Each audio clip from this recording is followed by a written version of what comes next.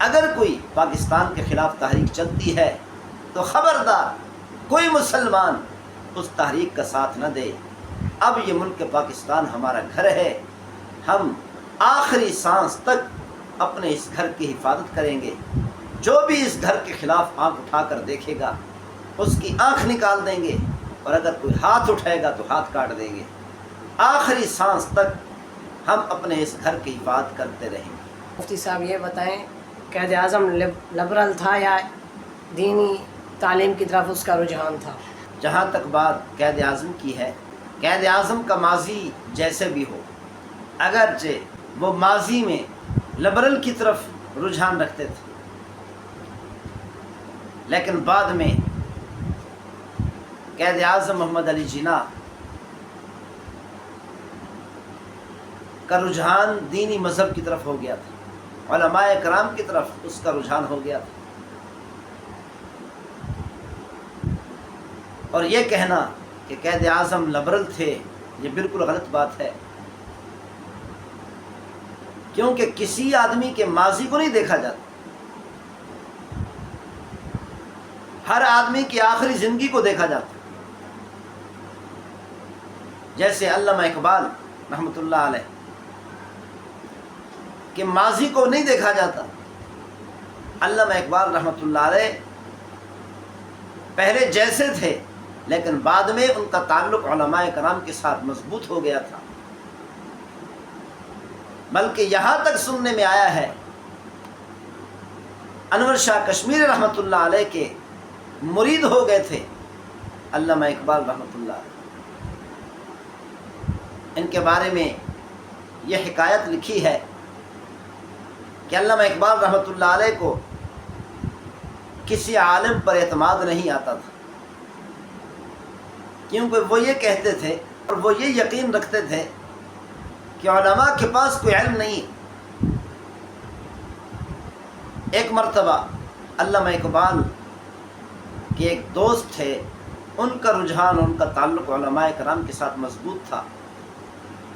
دوست نے کہا حضرت علامہ انور شاہ کشمیری رحمۃ اللہ علیہ تشریف لا رہے ہیں لاہور میں، آپ بھی تشریف لائیں، آپ بھی ان کی مجلس اختیار کریں، اور آپ کے ذہن میں جو سوالات ہیں وہ سارے سوالات انور شاہ کشمیری رحمۃ اللہ علیہ سے کرنا، انشاءاللہ آپ کو تشفی بخش ہر سوال کا جواب دیں گے۔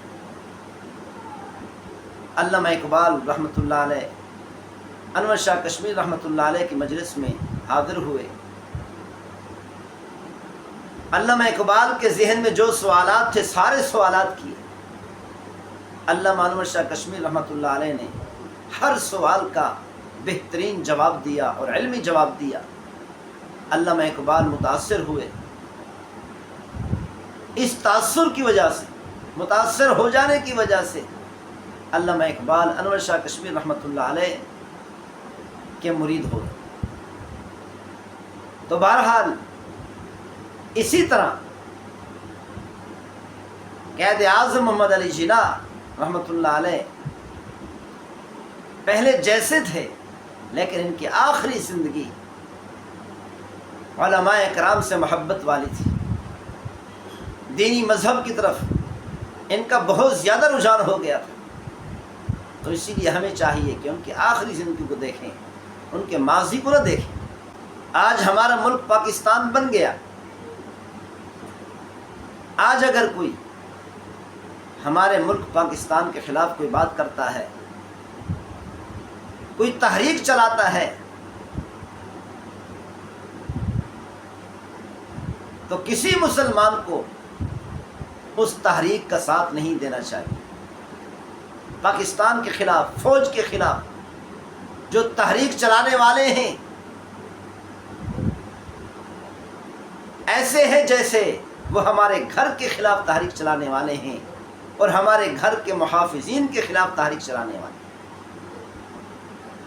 یہ ملک اب صرف ہمارا ملک نہیں بلکہ یہ ہمارا گھر ہے، اور پاکستان کی فوج جیسی بھی ہے، ان کے اعمال جیسے بھی ہیں، لیکن ہمارے گھر کے محافظ ہیں، اسی لیے فوج کے خلاف تحریک چلانے والوں کا ساتھ دینا ایسے ہے جیسے اپنے ہی گھر کے محافظ کے خلاف تحریک چلانا ہے، یعنی اپنے ہی گھر کو اپنے ہاتھ سے آگ لگانے والی بات ہے۔ کوئی سمجھدار اپنے ہاتھ سے اپنے گھر کو آگ نہیں لگا سکتا۔ اسی طرح اگر کوئی پاکستان کے خلاف تحریک چلتی ہے تو خبردار کوئی مسلمان اس تحریک کا ساتھ نہ دے۔ اب یہ ملک پاکستان ہمارا گھر ہے، ہم آخری سانس تک اپنے اس گھر کی حفاظت کریں گے۔ جو بھی اس گھر کے خلاف آنکھ اٹھا کر دیکھے گا اس کی آنکھ نکال دیں گے، اور اگر کوئی ہاتھ اٹھائے گا تو ہاتھ کاٹ دیں گے۔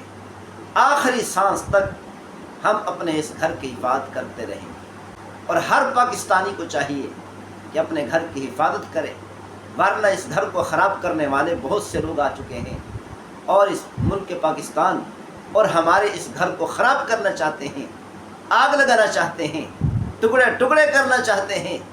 اور انشاءاللہ ہم سب پاکستانی مل کر، خاص طور پر پاکستان کے مسلمان مل کر، اور خاص طور پر علماء کرام اور طلباء کرام مل کر پاکستان کو نہیں ٹوٹنے دیں گے انشاءاللہ۔ اللہ تعالی ہم سب کو عمل کرنے کی توفیق نصیب فرمائے، اللہ تعالی قبول فرمائے۔